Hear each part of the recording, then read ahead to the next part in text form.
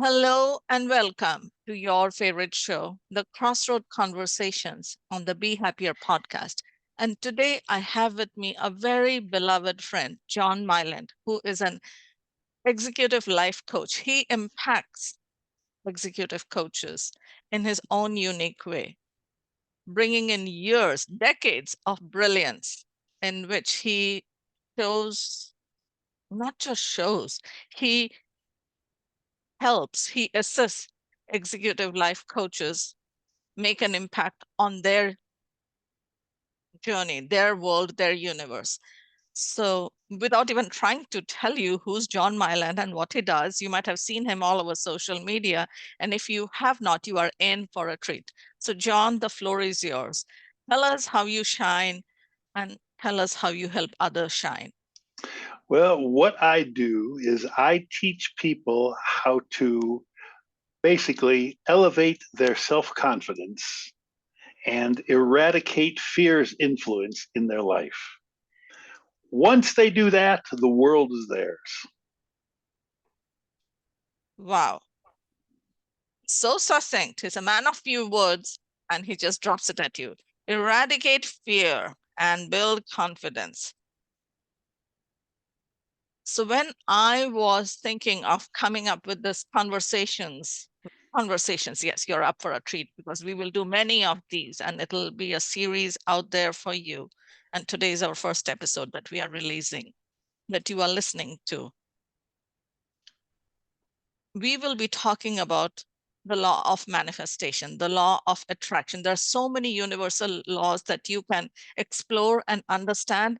But the biggest thing that I have noticed in my decades of working with people is people already know that. When you tell someone something, they'll be like, oh, I already know that. I already know that. And I'm like, so what are you doing about it? Because you already know that, right?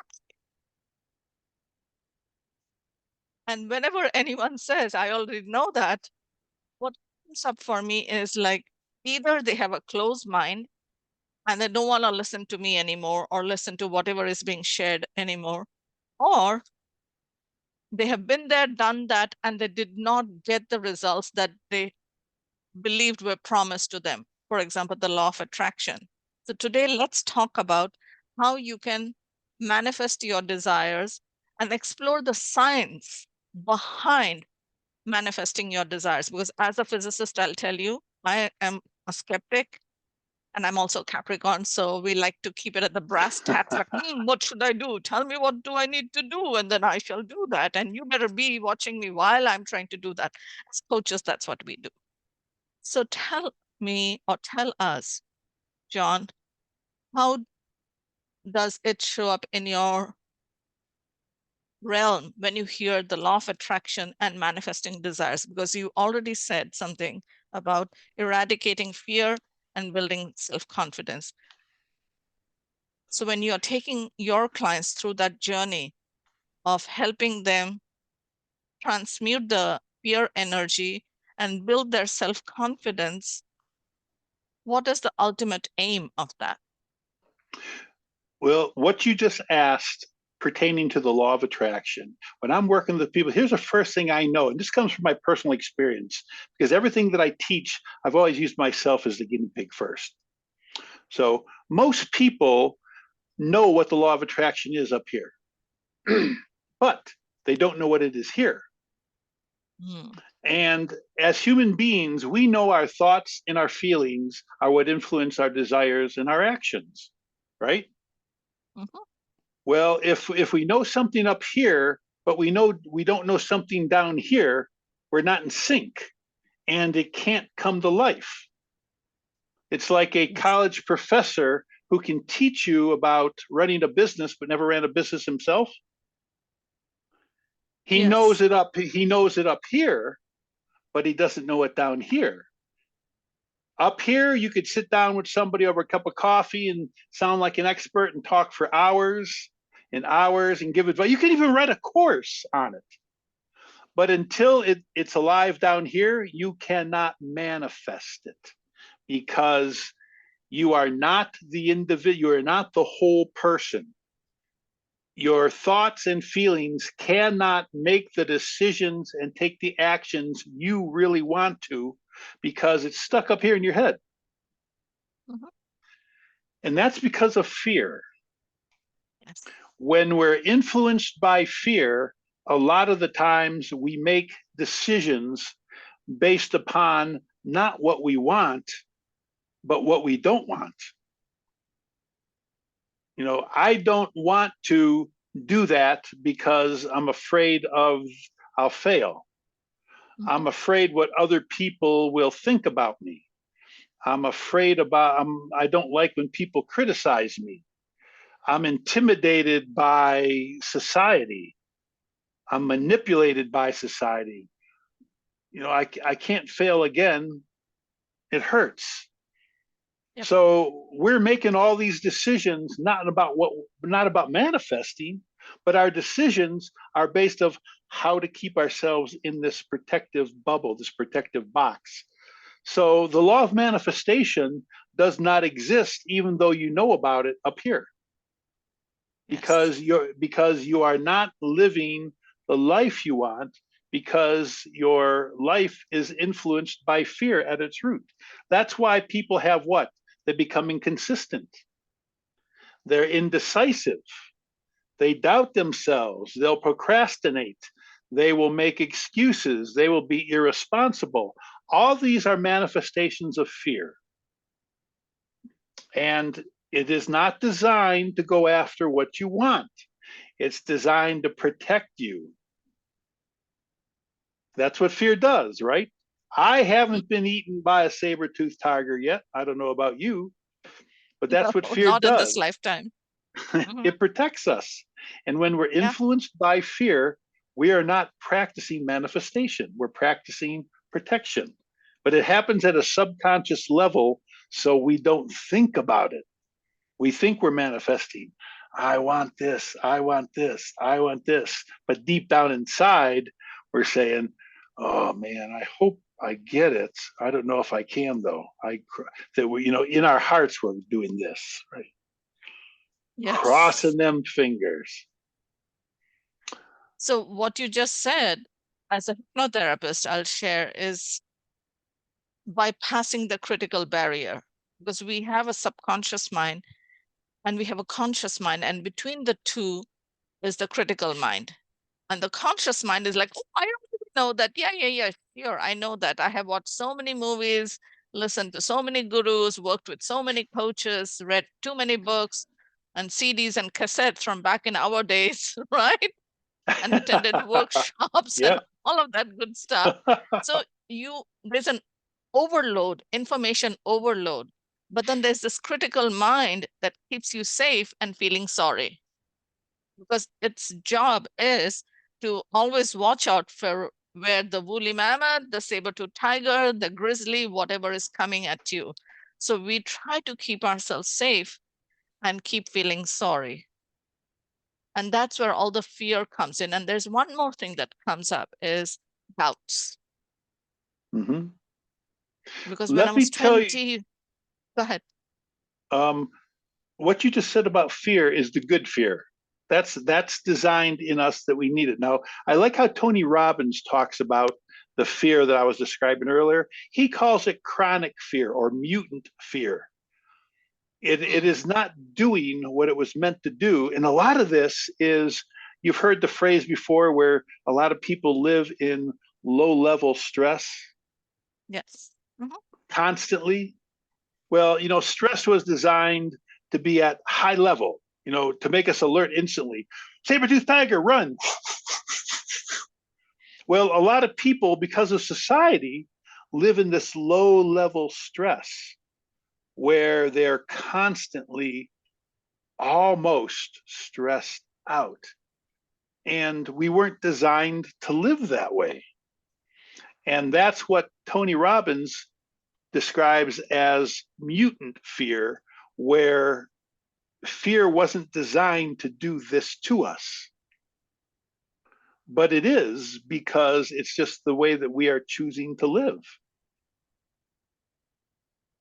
So how do people not choose to live that way?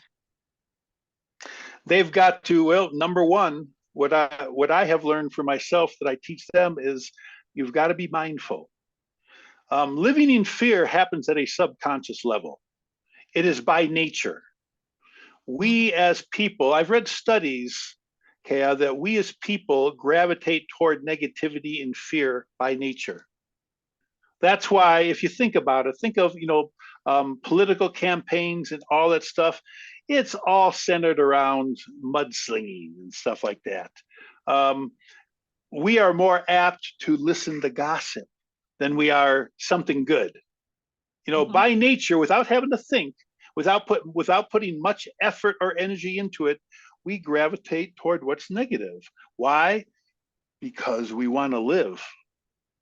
The saber-toothed tiger is out there, so we're always, the old part of us, we're always making sure we're going to live. So we're always looking for what could harm us. Mhm. That is understandable, but in order for us to not choose to live that way, we have to live mindful or self-aware. That's the Mhm. first choice we have to make, because think of what is the opposite of fear? Love. Mhm. And if we don't live in fear, by nature, we're going to live in love, but it's got to be a choice. Whereas fear is a natural occurrence in our life, and negativity, because it keeps us alive. Like I said, low level energy, don't have to do much. We naturally do it. We just gravitate toward it on a regular basis because it's the easy path. If we want to not live in that type of fear anymore so we can manifest, we have to make the choice to say, you know what? I am now going to be aware of what I'm thinking and what I'm feeling. And I'm going to choose what I'm going to focus my thoughts on and how I am going to feel. That's the first step we have to take, because living in a realm of love has got to be a choice. Fear doesn't have to be a choice, it's natural. Love has got to be a conscious choice to say, this is how I am going to live. So it takes a little more work, right? Mhm. Takes a little more energy, a little bit more focus to do that. So it's a little bit harder. And until you make that choice, I don't see how anybody can manifest. Okay, so what is the work? Because you mentioned a very powerful word called mindful, and to be mindful. And most people will say, again, consciously through their ego mind, is yes, I choose love. Of course, I want love. Yes, it's all about love. But what's propelling them is that fear. Mm-hmm. So tell us about the mindfulness practice in a bite size, in a digestible form that our listener or our viewer right now can take away with him or her, with them, so they can get started right here, right now on this mindfulness practice. So they can keep reducing the fear and keep increasing love. And when I talk about fear, I don't talk about love, I talk about faith. And faith is not a religious thing. You have faith in yourself that you can do this for yourself. You deserve to manifest this desire for yourself. So it is about Mm-hmm. having the faith, and faith is that self trust. I trust in myself that I can have this for myself. Mm-hmm. So take us through that process of this Okay. mindfulness of how to catch themselves when this fear is coming up, and they Okay. can. Before you can live mindfully, you've got to eradicate fear's influence. Mm, Okay. Now, you mentioned something about having faith in yourself. mm-hmm, If the inner critic mm-hmm, is pounding in your brain 24/7 loud, how can you love yourself and trust yourself? The first thing you have to do is you have to learn how to silence the inner critic, because the inner critic is based on fear, and that nourishes your doubt. If you yep, silence the inner critic, there's no nurturing of that self-doubt, and it dries up. because it has no nourishment. And what grows in its place is confidence right away by nature. Exactly. Mhm. So, so the real question is, how do we silence the inner critic? It's very, very easy. And here's what I teach you. Let me ask you some questions. Have you ever Sure. talked to anybody and shared something, but they took it the wrong way? Oh, yes. Of course, Okay. I'm great at that.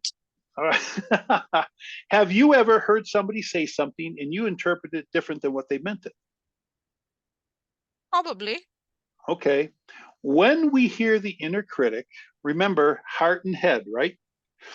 Hmm. When we're in balance, like me, ambidextrous, when we're in balance, we make the right decisions. When we're out of balance, we're either too much into our head or too much into our feelings. When we're Hmm. too much into our feelings, then it sounds like the inner critic, but there is no inner critic. We just call it that. But what we're doing is we're too much into our feelings, so we're misinterpreting what our world-class self is saying to us. So Yes. I'm working on something in my business, and my inner guide is saying, you know what, John, maybe we should try a different strategy because this isn't working like we want to.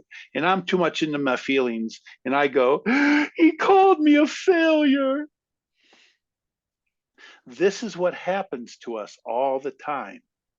Hmm. And when we realize there is no inner critic and it's just us misinterpreting ourselves because we're too much into our feelings, being mindful is is aware of that.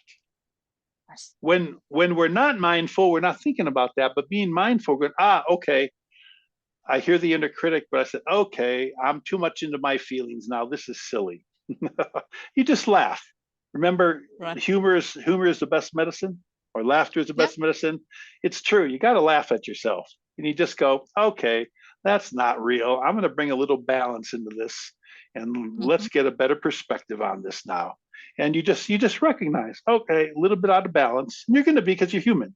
Happens to me all the time. Sometimes I'm too much in my head. Sometimes I'm too much in my heart. But living mindfully lets me recognize that.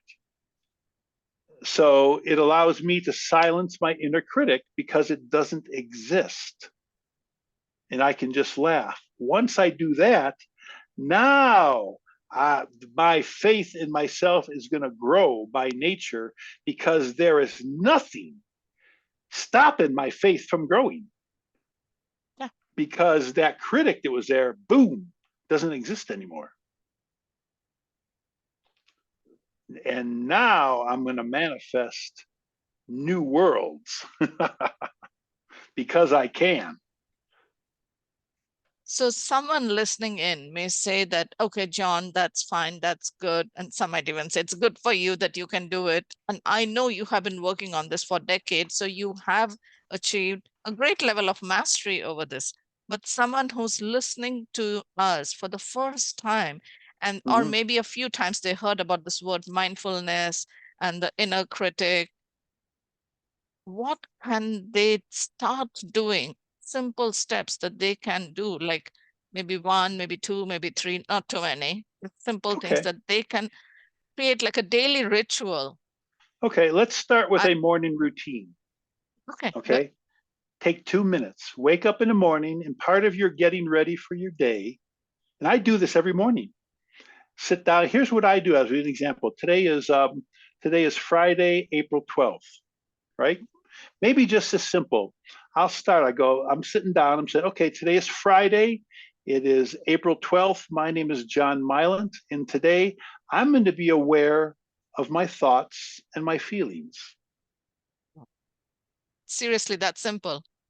I'm just Yes, going to be just aware. that's, Yeah, yes. it's a promise you make to yourself. It's a commitment you make to yourself that you are just going to be aware of your own thoughts and your own feelings. And that's not too much to ask for. You're just doing it for you. Hmm. And then if you know how to silence the inner critic, that's another thing you can say. If I hear the inner critic, I'm just going to laugh and realize it's just me too much in my feelings, and I'll bring balance. Mhm. That's how I start every morning to prepare Wow. myself for the day. years ago, again, decades ago, I heard someone say, his name is Frederick Lehrman, and he had said that when you get frustrated with something, you can choose to stay in frustration or choose to be fascinated. And I was like, and I was in my 30s and those days, and I was like, oh, I like it so. And you know, I was in my 30s. I had three young kids to raise. And anytime that frustration would come up, I used to use that as a trigger to remind me to be fascinated. But anytime I used to feel like, oh, slight irritation, slight disappointment, I would start laughing. And I'd be like, oh, I choose to be fascinated. And the moment I did that, because laughter is, like you said, it's one of those great medicines. And the shift was instantaneous. And Nice. I could just say, like, hmm, that's interesting. That's fascinating. And the brain chemical just shifts. Hmm. From the cortisol, you get into a state of dopamine. It's like, very interesting. Why would someone say that? Why would someone do that? And the moment I did that, I went into that state of like, okay. And you did that for yourself. Mhm. And I Isn't that still do it. It's like amazing? any time that shows up, I'm like, fascinating. Most people's problems I've learned is that they take themselves too seriously. Yeah. If they allow themselves to be human and live one day at a time, Hmm. um, everything will be fine.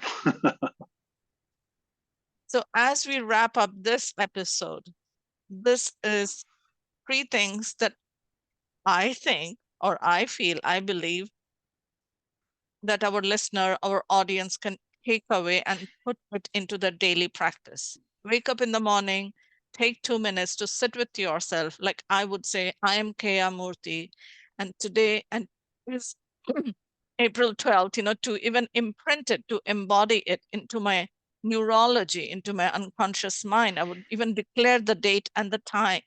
And I would say that today, I choose to be aware of my thoughts. I choose to be aware of my feelings. And anytime I feel a mild irritation, mild frustration, mild disappointment creep up, I'll just smile, I'll just laugh and say, that's fascinating. That's interesting. And I have just shifted my consciousness into a state of more receptivity, more openness. And things are not what they are. Things are the way we perceive them in that moment. That's all it is. So, Hmm. is there anything else, John, you would like to share in closing this episode for our audience over here right now, Not or viewer? not after what you just said. It was perfect. Okay, We thank you. every I was just going to say everything is based on how we perceive it. Everything is based on the way we perceive it. Yep. Beauty is in the eyes of the beholder. Stay tuned, and we will be back with another episode just for you. Lots of love. Bye for now.